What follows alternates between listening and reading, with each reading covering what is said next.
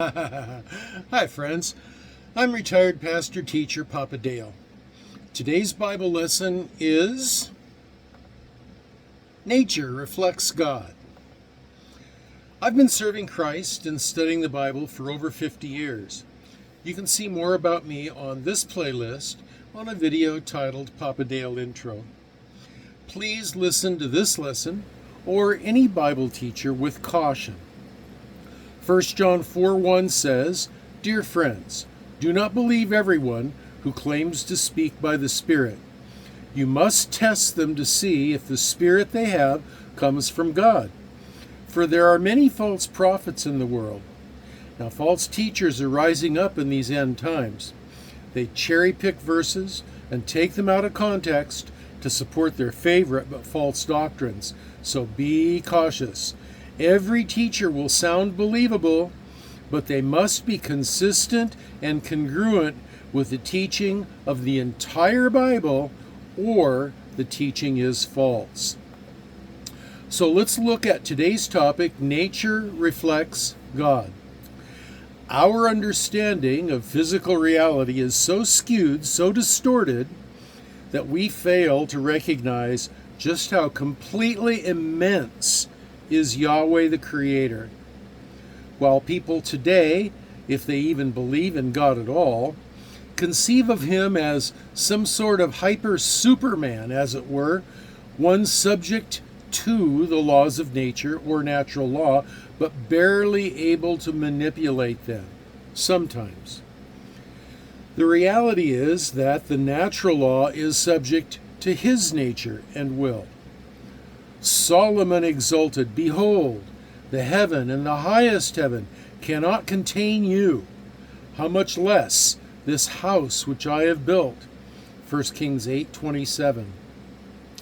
Yahweh even gives a clear indication that in some sense, the physical world, the entire universe, exists within Him who is a spirit. Paul teaches this on Mars Hill. Quote, "For in Him we live and move and have our being." Acts 17:28. Is it possible that all of physical reality is just a thought bubble in the mind of God?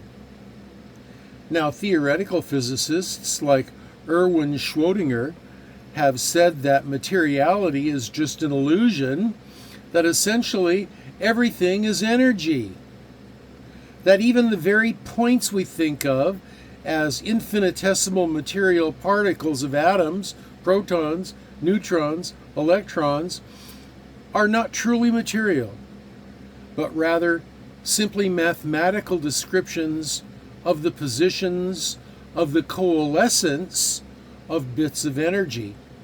In other words, energy, highly focused, finely located accumulations of energy. Kind of like if you focus a magnifying glass, the sun rays, through a magnifying glass on a hot summer day onto a piece of paper, it'll burst into flame. The sunshine is still all around everywhere, but it's finely focused. And that's what a lot of theoretical physicists think is the case for atoms and protons and neutrons and electrons. Christians know this, quote, "For by Him," that is Yahweh, "were all things created that are in heaven, that are in earth, that are visible or invisible, whether they be thrones or dominions or principalities or powers. All things were created by Him and for Him. And He is before all things.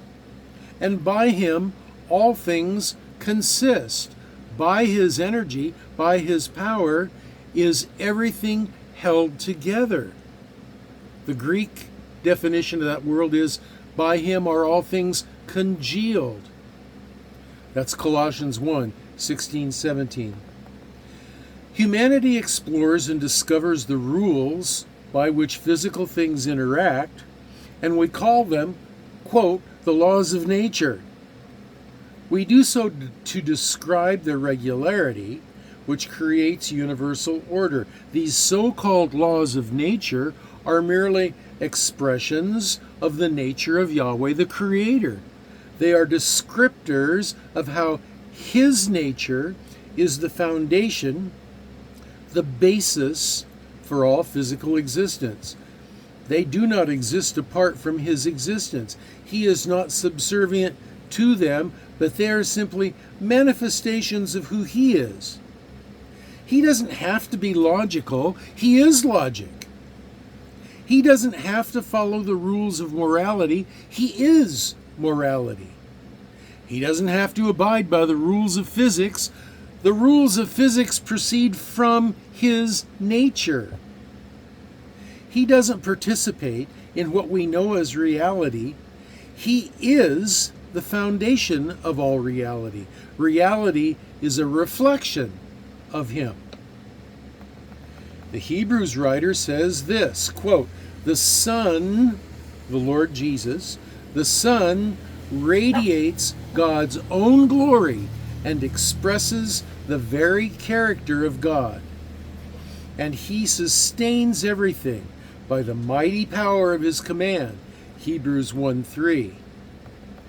The Apostle Paul says this, quote, "For by Him were all things created that are in heaven, that are in earth, that are visible, that are invisible, whether they be thrones or dominions or principalities or powers.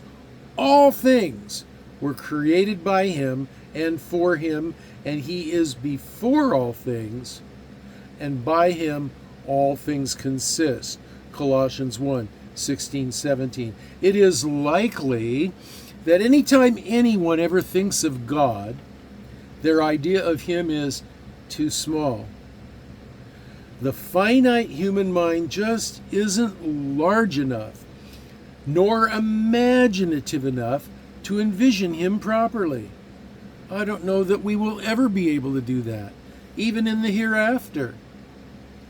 Eye has not seen, nor ear heard, neither has it entered into the heart of man just how glorious is our God, Yahweh, Yeshua, Jesus. What a glorious God. So that's my comments on nature, the fact that nature reflects God. There's no such thing as the laws of nature. There is only God. And what is reflected into this physical world, the world that we call reality, what's reflected out there is just the reflection of Him.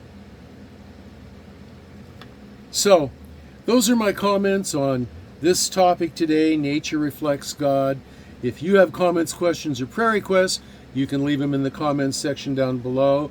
In the description section below, you're going to find links to these lesson notes and to my Facebook page. And if you're going to get really lengthy about something or argumentative, I get that sometimes too, then take it to my Facebook page, please. This YouTube channel just isn't conducive to back and forth discussion very well. So, until the next video, if the Lord lets me upload another one, which I think He might, but until the next video, this is your old pal Papa Dale signing off for now and saying, I will be praying for you, that you will be well and that you will be blessed. And that's 2 thumbs up. God bless.